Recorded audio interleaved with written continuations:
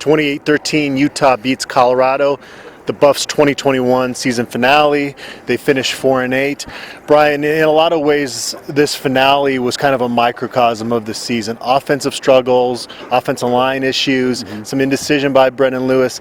The defense didn't play great, but for stretches of this game, they were opportunistic and at least gave CU a chance. Yeah, I mean, they were in this game really, most of the way through it, because of their defense, because of their special teams, and the offense just, once again, another game where they struggled. I mean, fourth time this season under 200 yards, and 140-some yards today. That's not going to get the job done, and it was a microcosm of the season, because I think that's what this team will ultimately be known for, and probably a lot of people will forget it. A lot of people want to forget it and not remember this team, but if you do remember this team, it's going to be for the offense and for the struggles they had on that side of the ball. Yeah, 10 offensive possessions for Colorado in this game, 6 of them for 8 yards or less, only 1 over 39 yards. I mean, after the game, Carl Durrell was asked, what's going to be the process in terms of determining changes, and he said they're going to make those changes quickly. Yeah. Obviously, Darren Cheverini is on the hot seat here, and if and when a change gets made there, I know there's going to be a lot of CU fans celebrating.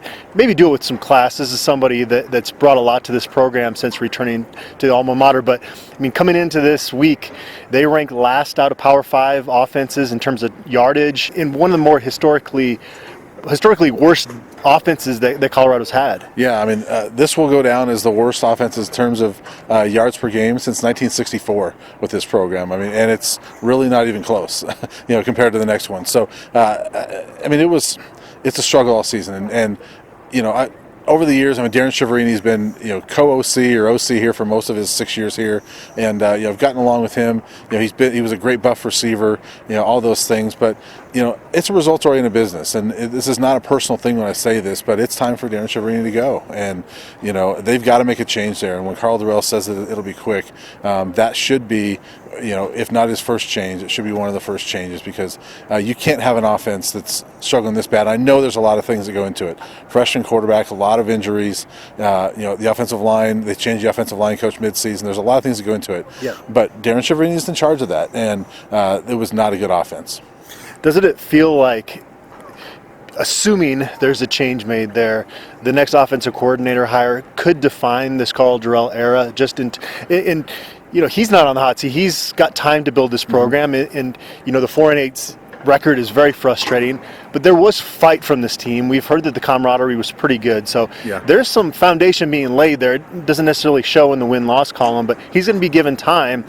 And they need somebody that can come in here and light up the scoreboard a little bit. Yeah, for sure. And I think when fans are calling for a head coach to be fired, I think some of the things you look for is not only results, but is the team playing for this guy? This team plays for Carl Durrell, and when you talk to players, I know what do you expect them to say on the record? But I've talked to players off the record too. They like Carl Durrell, and you can tell the way they play that they fight for this guy, and for this head coach. And so he's going to have time, because they believe in him, at least for now. And I think that is offense. This offensive coordinator hire is going to be huge, or I guess offensive coordinator decision. We shouldn't say hire yet, but this, whatever he does there is probably will define this Carl Durrell era. If you want to search for positives here late in the season, I think it's that there have been some young guys that have stepped up and have shown flashes. Devin Grant, he struggled his first action, and then he seemed to get better and better and looked like a real player by the end of this season. Saw Nico Reed with a 100-yard kickoff return for a touchdown. He got banged up. Hopefully he's okay. But there are guys on both sides of the ball that are young. Trevor Woods on defense, Tyron Taylor on defense, Chase Penry and Ty Robinson got action on offense this year. There's quite a bit there. Now, they're going to have to hit that transfer portal. This is the new college football, and it's kind of interesting. I think inside linebacker and offensive tackle, 2 areas they actually brought transfers in last year, is once again going to be kind of a top priority for them. Yeah, and corner as well. I mean, I know they got some corners coming in freshman-wise, but they've got to fix that area as well. They only had 4 guys here today, and one of them was a walk-on receiver. So they got to fix that as well. But there are some spots. The transfer portal is going to be huge for this program. I mean, not only, we talked about the offensive coordinator, what they do with staff, but the transfer portal, and you're looking to next year, I mean, that's going to be huge. They've got to do do well in the transfer portal and better than they did last year. And some of it wasn't their fault. I mean, you can't predict JT Shrout's going to go down with a knee injury, but none of those 6 guys end up being full-time starters that they got in the portal last year. They've got to hit. I mean, we're looking. They're playing a Utah team here that just beat them with a quarterback that came from Texas, a running back from Oklahoma. I mean, they got transfers all over the place, and some of these teams are hitting on transfers. The Buffs have got to do that in this day and age of college football. Another year where they don't get the benefit of the bowl practices. It's been all the way back to 04-05 since this program's gone to back-to-back bowl seasons. And, again, I've said this before, I can't tell Colorado fans to be patient at this point, but they kind of have no choice, right? Yeah, you have to be. And, that's a hard thing to hear if you're a fan, is please be patient again. But again, if you change coaches, you're going to have to be patient again with that as well. You've got to be patient on this, and that's frustrating to hear. But I do think there's some positive signs. I asked Carl Durrell this, do you feel better about this program now than a year ago? And he said basically yes, that there's more fight on this team. And he said last year's team didn't fight.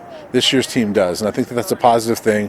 That says the foundation's being laid. They just got to get some better players and some better coaching. And whether that's them improving their coaching or getting some different staff members in here, they've got to improve some things. But there is a foundation that's being laid here at least. There's going to be an interesting quarterback battle, and we don't know if JT Shrout will be able to participate at all during spring ball. Maybe you bring in a transfer there to kind of bolster the depth there and add some competition there. You've got Drew Carter that, I think if he had really come along in his progression, we probably would have seen him a little bit more this year. Yeah. But with Brendan Lewis, he does some nice things. He's got that moxie, and he's a tough kid. There are a couple times out here on the field today, he probably should have gone out of the game, but he kept battling. He was named one of 4 team captains when they put it to a team vote. He makes smart decisions, but he has not shown an ability to read defenses at this stage. Does that improve enough to where he's a quality Pac-12 quarterback? I don't know.